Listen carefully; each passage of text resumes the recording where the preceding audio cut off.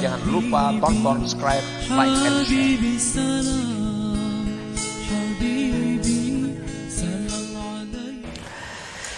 Bermula hidayah Allah dan taufik Allah serta pertolongan Allah kepada engkau atas taat yang engkau lakukan. Sebuah taat yang diterima oleh Allah itu memerlukan 3 hal. Yang pertama hidayah, yang kedua taufik, yang ketiga i'anah, pertolongan.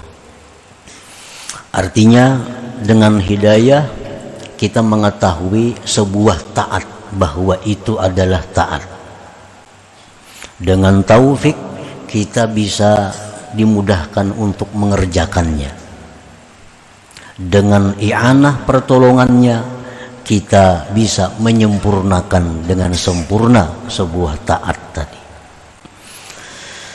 Nah, jadi hidayah Allah, taufik dan pertolongan Allah kepada engkau atas taat itu sudah cukup sebagai balasan atas taat engkau itu.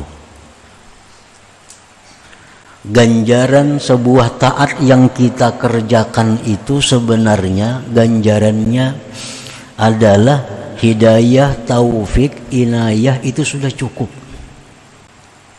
Pahalanya, imbalannya yang diberikan Allah. Bahkan itu yang 3 tadi merupakan sebaik-baik pembalasan Allah.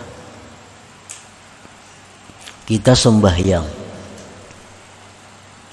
kita bisa melakukan sembahyang dengan sempurna sehingga sembahyang itu diterima Allah. Itu sudah balasan yang luar biasa dari Allah kepada kita. Nah, kita bersedekah. Nah, kemudian kita bersedekah dengan benar sehingga diterima oleh Allah. Itu sudah balasan oleh Allah kepada kita.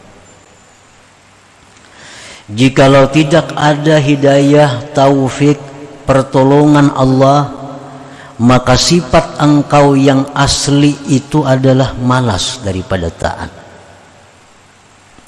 Tidak mementingkan dengan taat. Itu sifat kita yang asli itu. Kulir taat, merimihkan dengan taat, itu sifat kita yang asli. Maka apabila Allah memberikan engkau kemudahan sehingga bisa melakukan taat, maka itu adalah merupakan balasan yang disegerakan Allah di dalam dunia ini. Adapun balasan di akhirat daripada surga dan kenikmatannya dan memandang kepada zat Allah yang mulia, itu disimpan bagi engkau. Allah berfirman, wa innama tuwaffawna ujurakum yaumal qiyamah, dan hanya saja disempurnakan ganjaran kamu itu pada hari kiamat. Nah, di dunia ini Allah mengirim ganjaran-ganjaran taat itu sedikit-sedikit. Di akhirat disempurnakan ganjaran. Nah, di antara ganjaran-ganjaran yang diberikan Allah, rezeki yang halal semalam. Minggu dahulu dikisahkan rezeki yang halal, terhindar daripada kesusahan. Nah, itu balasan-balasan yang didahulukan dikirim ke dunia ini atas taat yang kita kerjakan. Namun paling baik dari ganjaran itu adalah hidayah, taufik, dan inayah dari Allah Subhanahu wa ta'ala. Dan pula engkau itu adalah seorang hamba yang hina. Seorang hamba yang hina. Tidak berhak engkau itu sebenarnya berkhadam. Tidak berhak engkau itu berkhadam kepada raja, seluruh raja. Maka apabila Allah menjadikan engkau sebagai khadam, sebagai pegawai bagi Allah, Allah meridai engkau demikian, maka itu pemberian yang besar dari Allah kepada engkau. Li'anna al-malika la yad'u li khidmatihi illa man yurida an yukrimah wa la yudkhilu hadratahu illa man yuridu an yu'azzimahu wa yaj'alahu mahbuban lah. Karena seorang raja itu tidak memanggil untuk berkhidmat kepadanya kecuali orang yang dia kehendaki memuliakannya. Allah tidak memasukkan orang ke hadratnya, melainkan orang yang dikehendaki Allah membesarkannya dan menjadikannya kekasih bagi Allah Subhanahu wa ta'ala. Nah, para muhibbin rahimakumullah, ini andai kata contohnya kita ada raja nang agung, kepalanya raja, kita ini rakyat jelata nang kada punya apa-apa. Lalu kita ini rakyat jelata yang hina ini diundang oleh raja itu untuk masuk ke istana. Nah, raja ini mengundang si hamba nang hina ini untuk masuk ke dalam istana. Kita bayangkan bahwa orang ini mendapat kehormatan yang besar.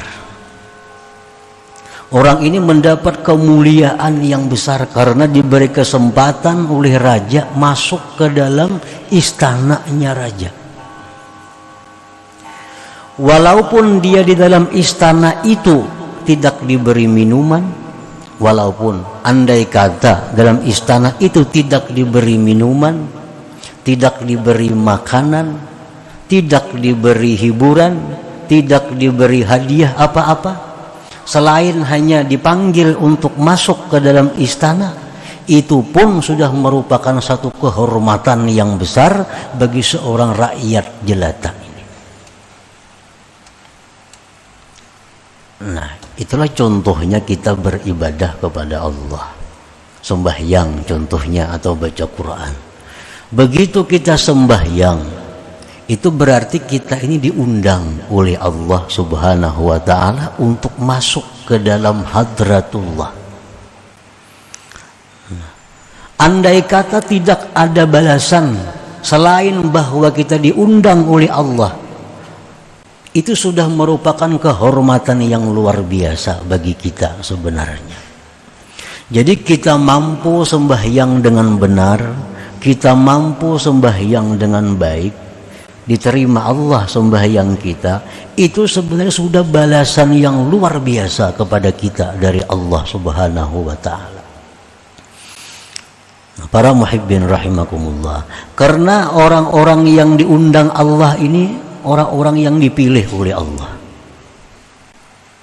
Raja kada akan mengundang ke dalam istana orang yang tidak dia percayai.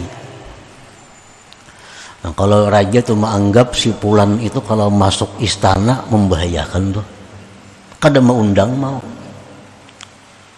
Bila sultan itu, bila raja itu mengundang rakyat untuk masuk ke istana, tentu ini rakyat yang dicintainya.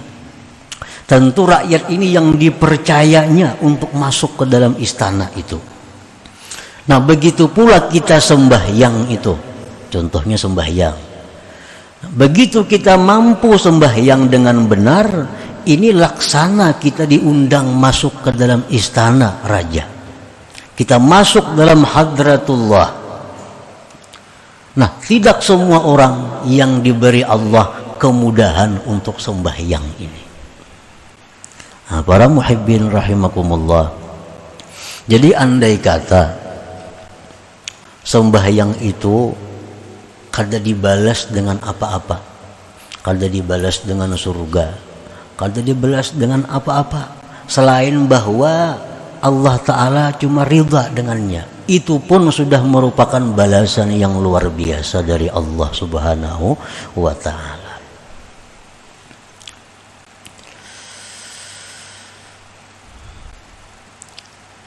Li'annal malik, karena raja itu tidak mengundang untuk berhadam kepadanya kecuali orang yang raja itu menghendaki memuliakan orang itu.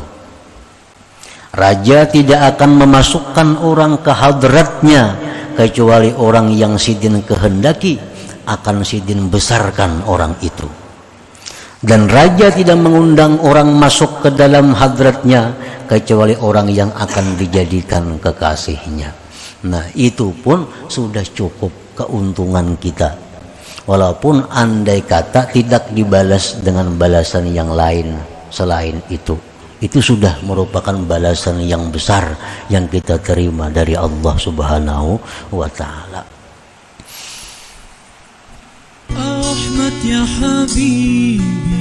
Jangan lupa tonton, subscribe, like, and share.